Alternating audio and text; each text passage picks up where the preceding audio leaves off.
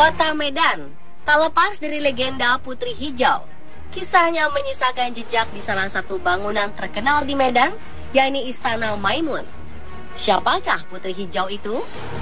Menurut hikayat, Meriam Puntung atau dalam bahasa Karo disebut Meriam Buntung adalah penjelmaan adik Putri Hijau bernama Mambang Hayali dari Kerajaan Haru yang memerintah sekitar tahun 1594 Masehi.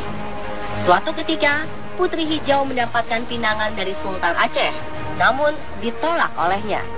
Mendapatkan penolakan tersebut, Sultan Aceh memutuskan untuk menyerang kerajaan tempat Putri Hijau berada. Sultan Aceh mengirimkan Panglima Gocah untuk menyerang kerajaan Haru. Tetapi karena bentengnya sangat kokoh, pasukan Aceh gagal menembus pertahanan kerajaan Haru. Menyadari jumlah pasukannya semakin berkurang setelah banyak yang terbunuh dalam pertempuran, Panglima Perang Aceh memakai siasat baru. Mereka menyuruh prajuritnya menembakkan ribuan uang emas ke arah prajurit benteng yang bertahan di balik pintu gerbang. Alhasil, hujan uang emas ini membuat suasana menjadi tak terkendali. Para penjaga benteng melupakan tugas mereka dan memilih untuk berebut uang emas hingga meninggalkan posnya. Ketika mereka tengah sibuk memunguti uang emas, para tentara Aceh berhasil menerobos masuk dan dengan mudah menguasai benteng. Sementara pertahanan terakhir yang dimiliki orang dalam adalah salah seorang adik Putri Hijau yang kemudian menjelma menjadi Meriam Puntung. Tetapi karena ditembakkan terus-menerus, Meriam menjadi panas, meledak, dan terbelah menjadi dua bagian. Yang ada di Istana Maimun ini hanyalah satu bagian. Bagian potongan meriam lainnya kini berada di Kampung Sukanalu, Kecamatan Barus Jahe, Tanah Karo.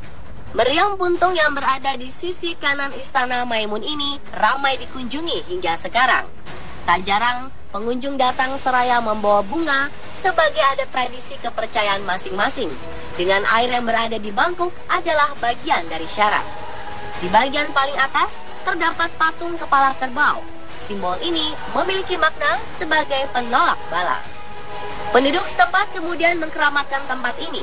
Berbalutan kelambu Melayu berwarna hijau dan kuning, di meriam ini terdapat sebuah lubang yang konon memiliki suara berbeda-beda bagi setiap orang mendengarnya. Ada yang mengaku mendengar suara orang menangis, berteriak, hingga desir ombak di pantai. Tak hanya suara, kabarnya meriam ini pernah menunjukkan keanehannya.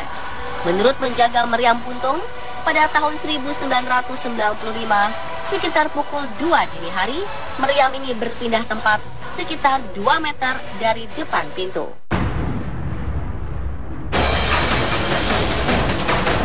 Melihat si meriam bergeser, para penjaga kemudian bergotong royong mengembalikan meriam ke tempat semula. Cerita tentang Putri Hijau tidak berhenti sampai situ saja. Konon, di sebuah desa bernama Desa Amplas Pasar 1, Kecamatan Percut Setuan, memiliki sebuah tempat terkait dengan Putri Hijau. Tempat ini disebut sebagai Keramat Kuda. Menurut Bapak Nasib, yang pernah mendengar cerita tentang Keramat Kuda ini, cerita bermula karena perang yang terjadi saat Putri Hijau menolak pinangan Sultan Aceh.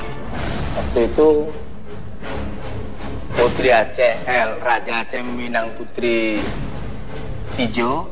Di situ kan menjadi peperangan, nggak setuju. Jadi ya Panglima Aceh sama Panglima Dina ini tadi istilahnya cuma ya berkelahi lah.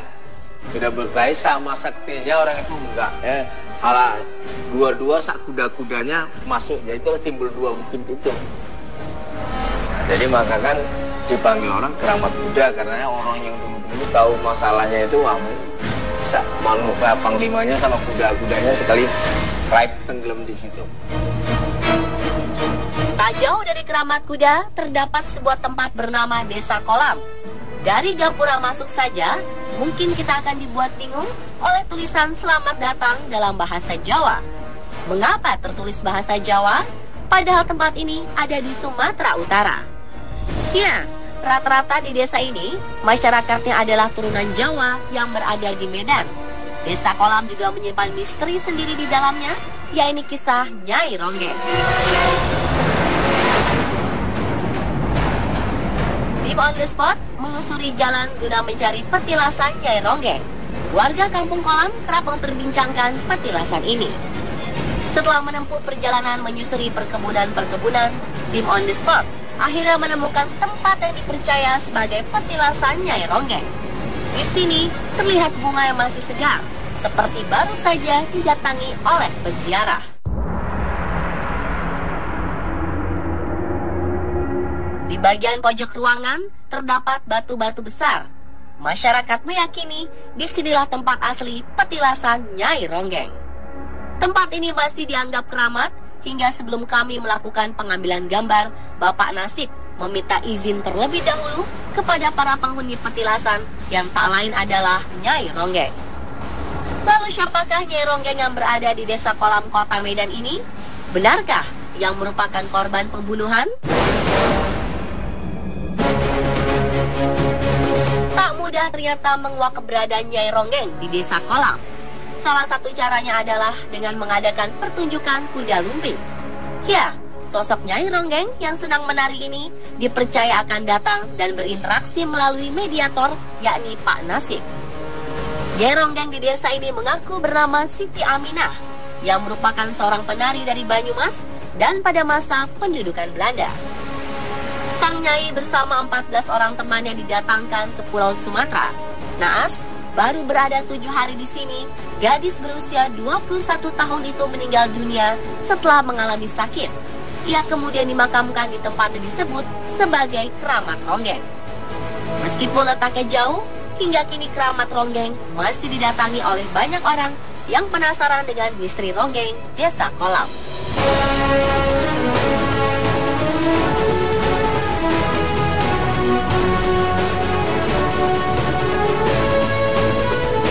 Dan pemirsa, itulah legenda Putri Hijau dan Keramat Ronggeng di Desa Kolam, Medan, Sumatera Utara.